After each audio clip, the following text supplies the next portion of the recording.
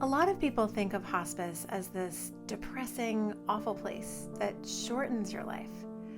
But after 20 years of walking alongside people with advanced terminal illnesses, I honestly can say that hospice allows you to live. In this video, I'm going to explain how hospice helps you live life. I'll explain what hospice is, what it can achieve, and what real people who have used hospice say about it. And at the end of the video, I'll explain why hospice not only allows you to live more fully with the time that you have left, but it can also lead to a longer life. Over the past 20 years of working as a hospital and palliative care chaplain, serving as a hospice volunteer, and watching my own loved ones go through hospice, here's what I've learned. Unlike any other medical care, hospice actually allows you to live life while you're dying. Now, it may not be the same life you lived before you got sick, but it's also not the constant stress and strain of hospitalizations, doctor appointments, and harsh treatments you likely have been dealing with for a long time. When time is short, hospice means more peace, more comfort, and more time with family and friends. It means more life. But how does hospice accomplish all of this? And what is it exactly? Before we get into all of that, I want to just pause for a moment and encourage you to subscribe to this channel. Your watch time, likes, comments, subscriptions will automatically translate into me being able to make more videos just like this one. So please don't forget to like and subscribe and share this video. Okay, let's get into it. What is hospice? Well, many people think hospice is where you go to give up. Some doctors will even say things to patients like, "There's nothing more we can do, so we recommend hospice." This makes it sound like hospice is what you do when there's nothing to do. I've also heard doctors say, "There's no more treatment left to give you, so I would recommend hospice." This makes it sound as if hospice doesn't provide any treatment for you. But that could not be further from the truth. Hospice is not what you do when there's nothing left to do. You don't completely stop all medical care, especially when you start it earlier rather than later. Hospice is not actually about giving up or giving up the fight. It's about fighting for your life. Now, I know that might seem crazy to say, but this is how palliative care and hospice workers see it, because we have seen over and over again how hospice gives people their dignity back. It allows them to turn back into people rather than just patients. Hospice does allow you to fight. It allows you to fight for less time in the hospital and more time at home. It helps you to fight for fewer side effects and more pain relief. It gives you the chance to fight for less distress and more peace. Hospice is this wraparound, holistic, specialized care by this amazing team of experts who listen to you and focus on what matters most to you and to your loved ones. When you sign up for hospice, you gain access to this incredible team of experts. And these can include so many people like nurses, doctors, aides, social workers, chaplains, art therapists, music therapists, psychologists, and even other counselors. It could include occupational, physical, and speech therapy. It also includes bereavement counselors and volunteers who surround your family with the support that you need. And their sole job is to manage pain and symptoms and ease any spiritual and emotional distress you or your loved ones may be having right now. And hospice actually isn't a place you go to give up and die. Hospice actually isn't a place. It's a service that is offered by an agency where you would prefer to be. And most of the time, that means hospice is offered in your home. If you need extra support or you would prefer to go to an inpatient hospice facility, those are available. But many studies have looked at where people would prefer to be at the end of their lives. And after asking thousands and thousands of people, they've found that 60 to 70% of us say that we would prefer to die at home. And hospice helps make that happen. Later in the video, I'm going to share some stories from people who have actually received hospice. But for now, I can tell you that this team goes above and beyond to help you as you process what lies ahead, maybe regrets you might have in life, what is the afterlife and what do you believe about the afterlife, estrangement from family members and reconciliation, caregiver burden, and so many other topics. At times, they will even help you host special life events, which I'll talk about more later. And hospice also covers the practical things for you. They'll set up medication delivery and find you any needed medical equipment like hospital beds. Nurses visit you regularly throughout the week, and they are available to you and your family via phone 24/7. Nurses and other team members like chaplains can come to your home anytime, day or night when needed. And if symptoms ever become too hard to manage at home, hospice can provide short-term inpatient care to help stabilize you. And if that wasn't enough, hospice also provides support for your loved ones. While you're on hospice, you have access to volunteers who can come to your home and help out so your caregivers can rest a little bit or maybe run errands they've needed to run. And when the time comes, there are staff members who provide support for those who are grieving as well. So your loved ones are surrounded with support as well. At its heart, hospice is about honoring what matters most to you and to your loved ones. The team provides care based on your values, your comfort, your goals, and your dignity. So this is what hospice has to offer, but has anyone ever looked at how effective hospice is at actually accomplishing all of this? And the answer is most definitely yes. There have been many studies on how effective hospice is at providing comfort and quality of life for people at the end of their lives. So we know that most of us would prefer to die at home. A study published in JAMA, arguably the most reputable medical journal, showed that hospice actually helps 60% of patients achieve that goal of being at home. And study after study shows that people who decide they don't want hospice or they delay enrolling in hospice, well, those patients spend more time in hospitals, more time in intensive care units, and they receive more invasive procedures in the last months and weeks and even days of their lives. I'm going to go through a couple of statistics from a national study published in JAMA. So hang on tight. It's going to be a bunch of statistics, but I want to take you quickly through these statistics to show you that what I'm claiming here in this video is not just my personal take on things. It's actually backed by real in-depth research. So this national large study showed that 65% of patients who did not enroll in hospice were hospitalized at the end of their lives, compared to only 42% of patients who did elect hospice. You can also see here that the patients who were not enrolled in hospice went into intensive care units at the end of their lives twice as often as patients who were enrolled in hospice, 36% versus 15%. And having worked a lot in ICUs, I can tell you that I personally would not want to die in an ICU if I could help it. In fact, there have been studies on physicians that show that most physicians who have seen up close and personal what an ICU is like would not choose to die there if at all possible. But I digress a little bit here, but all to say, ICUs are not comfortable places to be in. They are full of machines and alarms and needle sticks, and your room is usually separated by glass, so there's very little privacy. Well, the patients who were in hospice did not have to go to these noisy, uncomfortable, often painful ICUs nearly as much as those who were not in hospice. The study also showed that 51% of people who were not in hospice had invasive procedures compared to 27% of patients who were in hospice.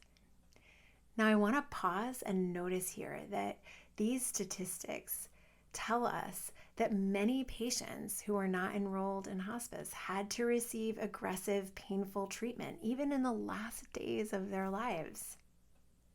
Now, I go into greater detail about what happens when you do not elect hospice in another video.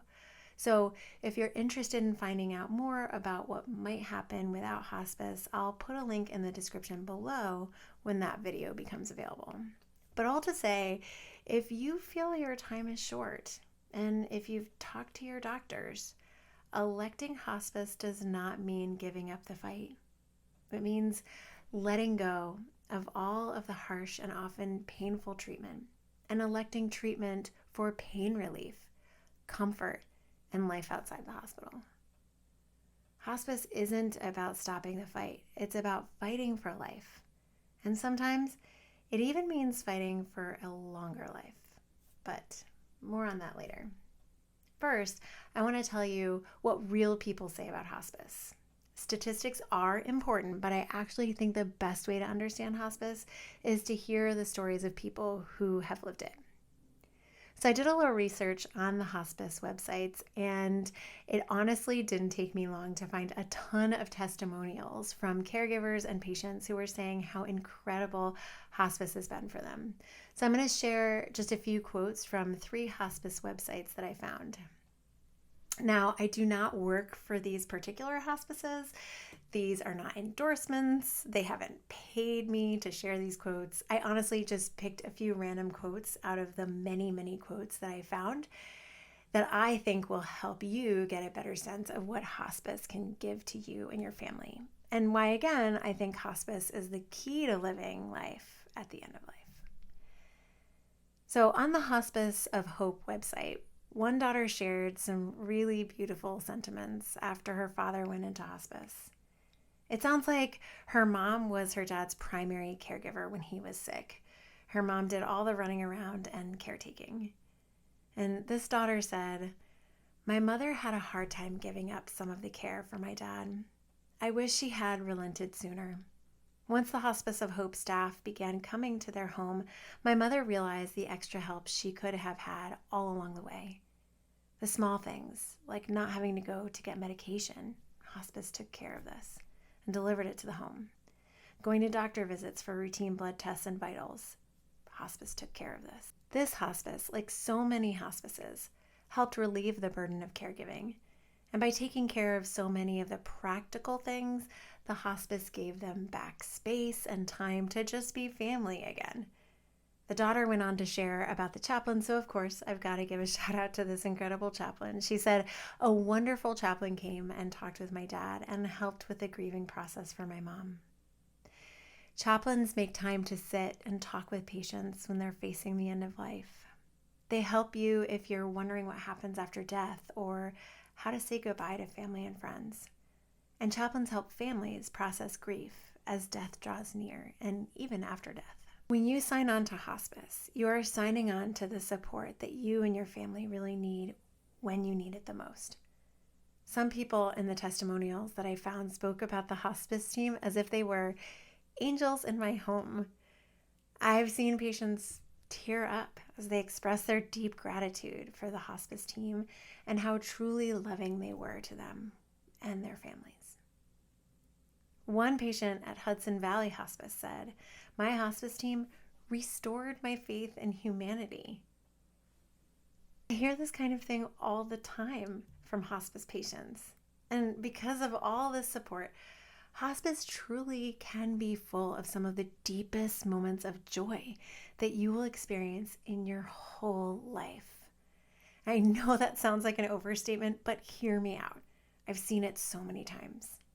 When we know our time is short, it increases the intensity of each moment, sometimes in the best possible way. Things you used to take for granted are now sacred and special.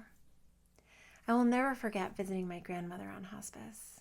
She had been on hospice for several months, and this particular time when I went to go see her, she wasn't able to talk very much, and it seemed like she was completely asleep. But I decided to take her hand and hold her hand and tell her that I loved her. And as soon as I said, "I love you, Grandma," a big smile came across her face. A smile like I had never seen before or since. Life happens in hospice. But you don't just have to take my word for it. This next story I found on the Milwaukee Vitas Hospice website that is so touching.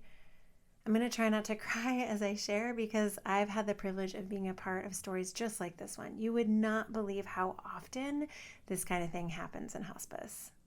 So, a mom was receiving hospice from Vitas, but she was hoping to make it to her daughter's wedding, which was scheduled to occur in about 3 months, when she suddenly took a turn, and time was of the essence. The hospice team rallied around and helped the daughter and groom pull together a ceremony that took place in their living room. The bride's father walked her in. She had on her beautiful wedding gown. Everyone was dressed to the nines, and even the mom wore her mother of the bride outfit. The hospice staff found a beautiful cake while the chaplain stepped in to officiate the wedding. The day was full of smiles and laughter and joy. The mom was so thankful to make it to her daughter's wedding, and her daughter and whole family were so happy she was there. And just 2 days after the ceremony, the mom died peacefully, surrounded by her family. If the hospice had not been a part of their lives, she never would have seen her daughter get married, and her daughter never would have had her mother at her wedding. I'm tearing up, honestly, because I've officiated several weddings just like this one, and they're some of the most meaningful and beautiful moments I've had as a chaplain. And weddings are not the only life-changing events that take place in hospice. I've even heard of patients having parties at their homes with their loved ones so that they can share how much their loved ones have meant to them, and so that their loved ones can share how much they've meant to them, rather than waiting for the funeral when the patient isn't around to hear it. This is what I mean when I say that hospice gives you the chance to live. And it's why I'm making this video. Hospice allows people to really live life when time is short. And sometimes hospice allows people to live longer than they would without it. So let's get into the research behind how hospice might help you live longer than you would without it. A 2007 article published in the Journal of Pain and Symptom Management looked at 4,500 patients who had diseases that had progressed and they were eligible for hospice. The study showed how long patients lived if they enrolled in hospice and how long they lived if they decided not to enroll in hospice. And they found that the people who enrolled in hospice lived on average 29 days longer than the people who were not receiving hospice.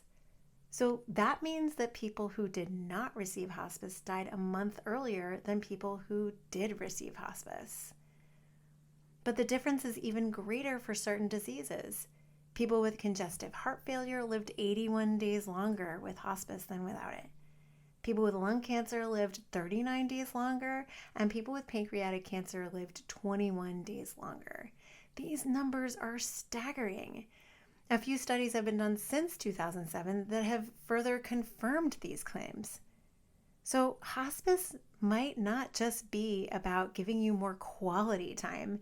It may actually give you more time.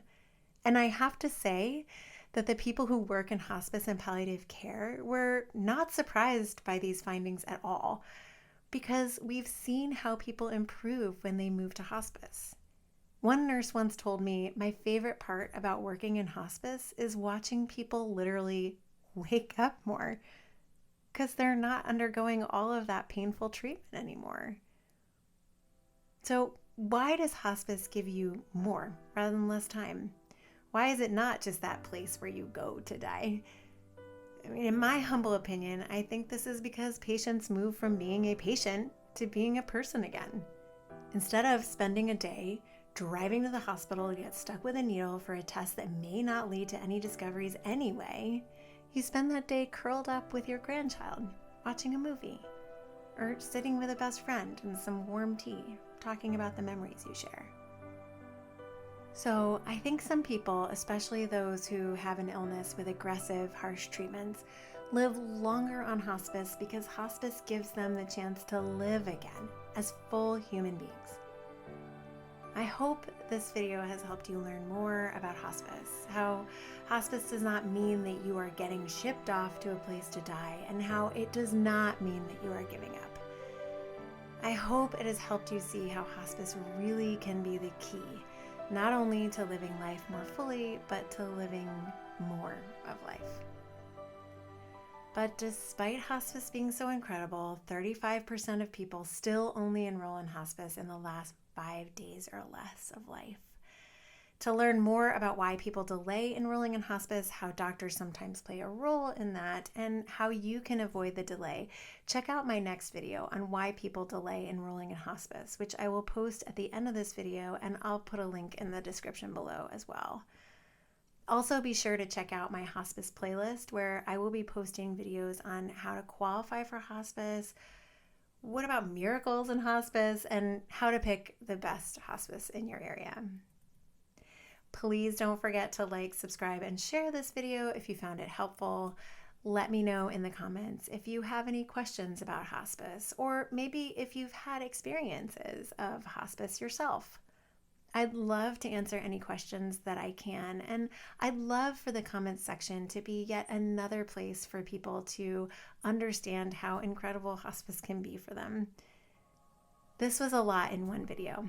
If you or someone you know is contemplating hospice, I want to just say that my heart goes out to you. It is a lot to think about. It's a lot to wrap your head around. It's life or death. And know that you're not alone in this. You can reach out to your medical team, your local chaplain, social worker, or even your local hospice to learn more. You can reach out to us as well at mychaplainconnect.com for one-on-one sessions to process all that you're going through. Okay, this video, I'm sure, brought up a lot. So if you're able, I want you to just take a moment with me to breathe in peace and to breathe out any tension you may be holding. And I'll see you on the next video.